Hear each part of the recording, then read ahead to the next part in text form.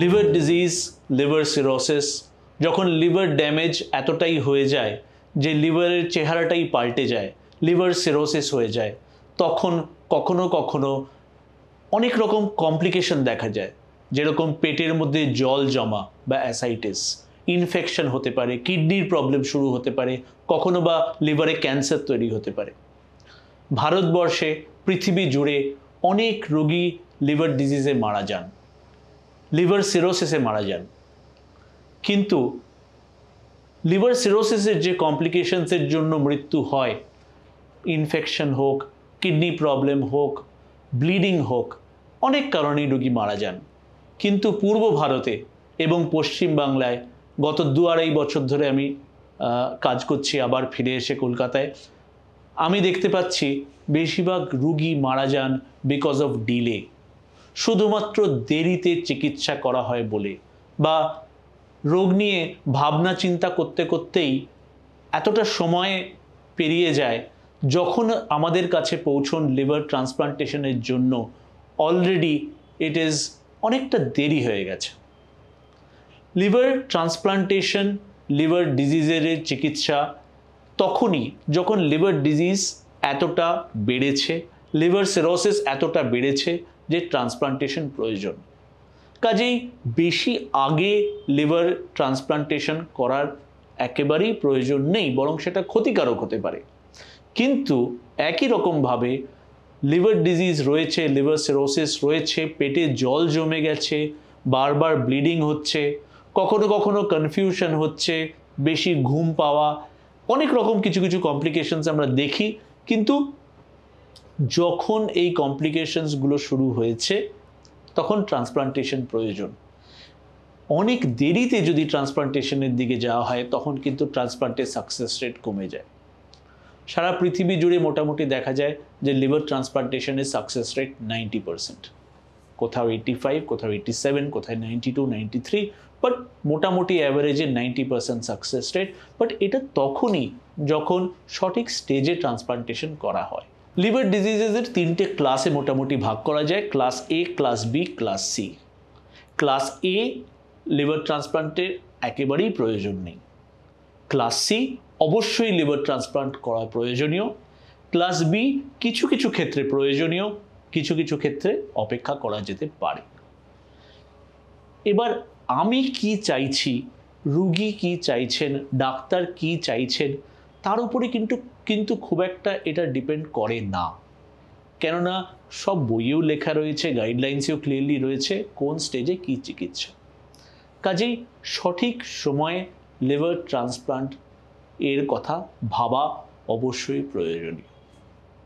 Liver cirrhosis যে কোনো কারণেই হোক না কেন, হেপাটাইটিস বি, হেপাটাইটিস সি, মদ খেয়ে, অ্যালকোহলের জন্য, অথবা NASH, non alcoholic liver disease, non alcoholic steatohepatitis কথাটা, বাট খুব সহজভাবে বললে ফ্যাটি লিভার, যখন অনেক দিন থেকে সেটা একটু সিভিয়ার আকার ধারণ করেছে তখন লিভার সিরোসিস যখন হয়, সো এটাকে আমরা বলি ন্যাশ রিলেটেড লিভার সিরোসিস, যেটা আজকাল খুব বেশি আমরা দেখতে পাই, বিশেষ করে যাদের ডায়াবেটিস রয়েছে, যাদের ওজন বেশি, তাদের মধ্যে আমরা ন্যাশ রিলেটেড লিভার সিরোসিস দেখতে পাই। আপনার যদি হেপাটাইটিস বি, সি, অ্যালকোহল বা ন্যাশ রিলেটেড লিভার সিরোসিস হয়ে থাকে, এবার লিভার সিরোসিস হলেই ট্রান্সপ্লান্টের একেবারেই প্রয়োজন নয়। এরকম হতেই পারে যে পরীক্ষা করে দেখা গেল, যে আল্ট্রাসাউন্ড করে দেখা গেল যে আপনার লিভারে সিরোসিস রয়েছে, কিন্তু তার মানে এই নয় যে আপনাকে এক্ষুনি লিভার ট্রান্সপ্লান্টের জন্য ছুটে চলে আসতে হবে। কিন্তু যখন পেটে জল জমছে, এটা কিন্তু অবশ্যই এমন একটা স্টেজ যেখানে ট্রান্সপ্লান্টেশন সম্বন্ধে ভাবা উচিত। লিভার ডিজিজের জন্য যখন ব্লিডিং হচ্ছে, একবার ব্লিডিং হলো, ইমিডিয়েটলি ট্রান্সপ্লান্টেশনের প্রয়োজন নেই। আপনি মেডিকেল গ্যাস্ট্রোএন্টারোলজিস্ট বা হেপাটোলজিস্ট যারা লিভার ডিজিজেসের চিকিৎসা করেন ওষুধ দিয়ে, তাদের কাছে যান, এন্ডোস্কোপি করুন, এন্ডোস্কোপি করে যদি ভেইনস বড় থাকে ব্যান্ডিং করান এবং ফলো আপে থাকুন। কিন্তু এর সঙ্গে যদি দেখা যায় যে শরীরে প্রোটিন কমে গেছে, লো অ্যালবুমিন লেভেল খুব ইম্পর্টেন্ট, বিকজ এই প্রোটিন লিভারে তৈরি হয়। লিভারে অনেক রকম কাজ, তার মধ্যে একটা হচ্ছে অ্যালবুমিন তৈরি করা। লিভারে ব্লাডে লিভার ফাংশন টেস্টে যদি অ্যালবুমিন কমে যায়, যদি জন্ডিস দেখা যায়, চোখ হলুদ অর্থাৎ বিলিরুবিন লেভেল হাই, আইএনআর বা প্রোথ্রম্বিন টাইম বলে একটা পরীক্ষা রয়েছে, যেটা আমাদের শরীরে রক্ত, আমাদের যখন ব্লিডিং হয়, হাত কেটে গেল ব্লিডিং হচ্ছে, এই ব্লিডিংটা কিছুক্ষণ পরে বন্ধ হয়ে যায়। তো এই যে রক্ত জমাট বাঁধার ক্ষমতাটা যেটা প্রয়োজনীয়, সেটা অনেকটা কিন্তু লিভার তার জন্য রেসপন্সিবল। লিভার ডিজিজ হলে এই আইএনআরটা চেঞ্জ হয়ে যায়। আইএনআর রিপোর্টটা খুব ইম্পর্টেন্ট। লিভার ডিজিজ যদি আপনার থাকে তাহলে আপনার কিছু কিছু জিনিস সম্বন্ধে জানা উচিত, যেমন অ্যাসাইটিস আপনার হয়েছে কি হয়নি, যেমন আপনার বিলিরুবিন অর্থাৎ জন্ডিসের মাত্রা এইটা কত। যদি 2-3-এর নিচে থাকে বিশেষ চিন্তার কিছু নেই, কিন্তু তার উপরে থাকলে জন্ডিস রয়েছে। কাজে আপনার জানা উচিত আপনার বিলিরুবিন লেভেল কত, জানা উচিত আপনার অ্যালবুমিন অর্থাৎ প্রোটিন লেভেল কত, এবং অবশ্যই জানা উচিত আপনার আইএনআর। কাজে আপনার যদি লিভার ডিজিজ থাকে, লিভার সিরোসিস থাকে, এবং আপনি তার চিকিৎসায় রয়েছেন, ফলো আপে রয়েছেন, আর আপনি যদি আপনার আইএনআর লেভেল না জানেন, তাহলে এটা কিন্তু এক ধরনের নিজের প্রতি নেগলিজেন্স। আইএনআর যদি হাই থাকে এটা কিন্তু খুবই চিন্তার ব্যাপার, এবং again this is a reason for transplantation. যদি পেটের মধ্যে জল জমে তাহলে সেটা হয়তো ওষুধ দিয়ে কন্ট্রোল করা যেতে পারে, কিন্তু তার মানে এই নয় কি আপনার পেটে জল নেই।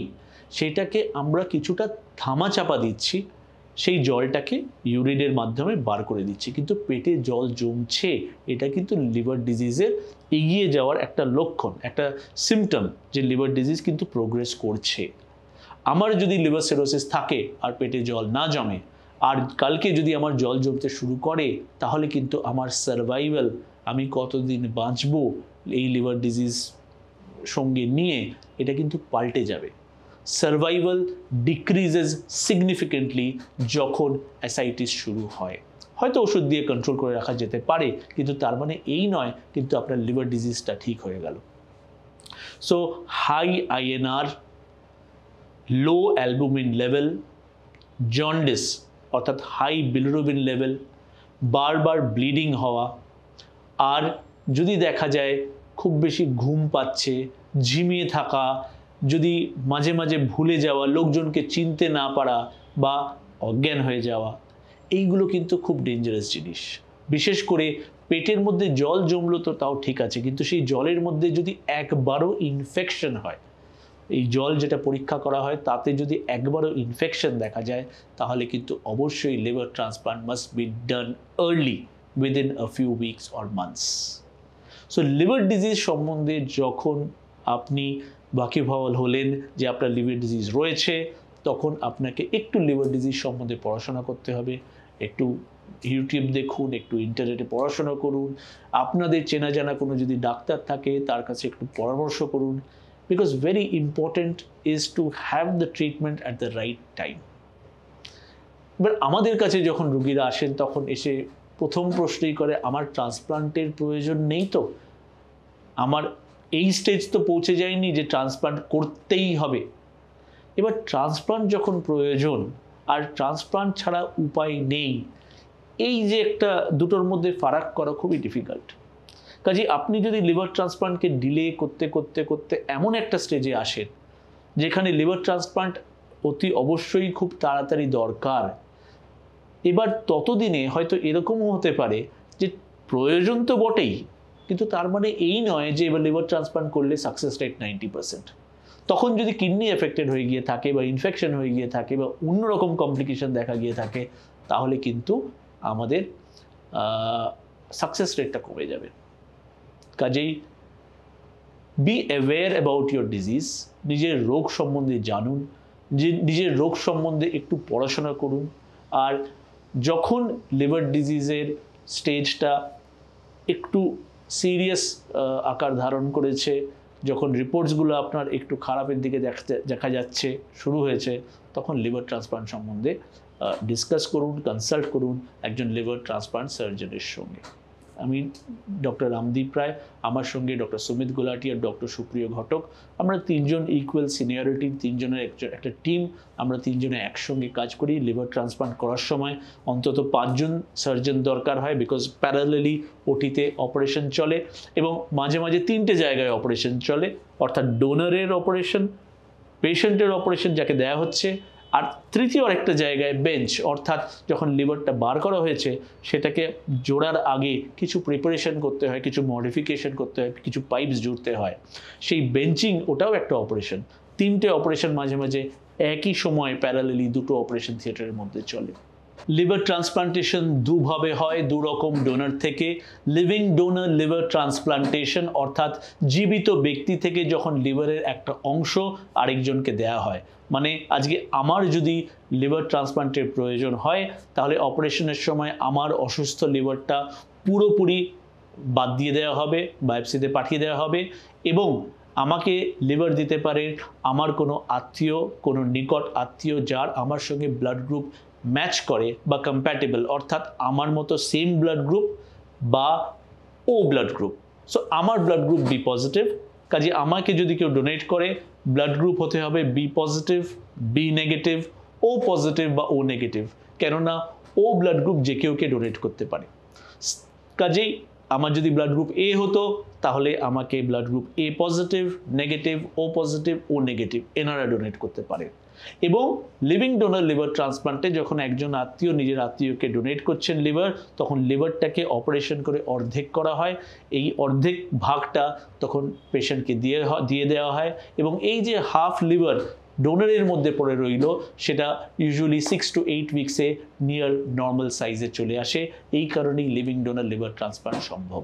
আরেকভাবে যখন লিভার ট্রান্সপ্লান্টেশন করা হয়, সেটা মৃত ব্যক্তির থেকে লিভার নেওয়া হয়, অর্থাৎ ডিসিজড মানে যিনি মৃত, ডিসিজড ডোনার লিভার ট্রান্সপ্লান্টেশন বা ডিডিএলটি আমরা উদ্যোগ নিয়ে অনেক হাসপাতালে কথা বলছি, আমাদের হাসপাতালেও অন্য হাসপাতালেও।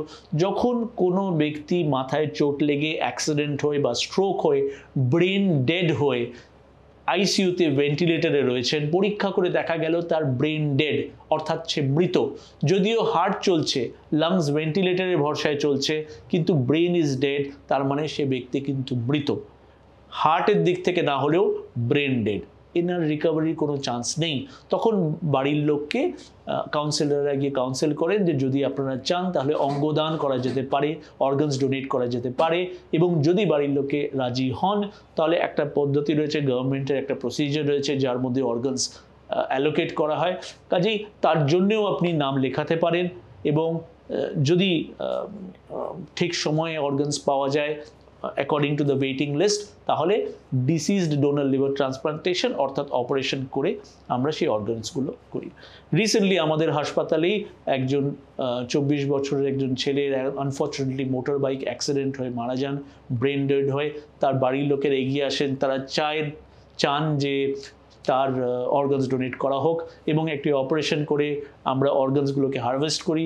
আমরা আমাদের হাসপাতালে অ্যাপোলোতে আমরা লিভার ট্রান্সপ্লান্ট করি, কিডনি ডাক্তাররা কিডনি ট্রান্সপ্লান্টেশন করেন, হার্ট আরেকটা হাসপাতালকে দিয়ে দেওয়া হয়, লাংস চলে যায় সাউথে, চেন্নাইয়ে স্মল ইন্টেস্টাইন ট্রান্সপ্লান্ট করা হয়। সো একসঙ্গে ওটির মধ্যে প্রায় 6-7টা টিম একসঙ্গে কাজ করে বিভিন্ন অর্গানস হারভেস্ট করা হয়, এবং কলকাতারই একজন ব্যক্তিকে লিভার দেওয়া হয়, এবং তিনি এখনও ভালো আছেন, ভালো রিকভার করছেন।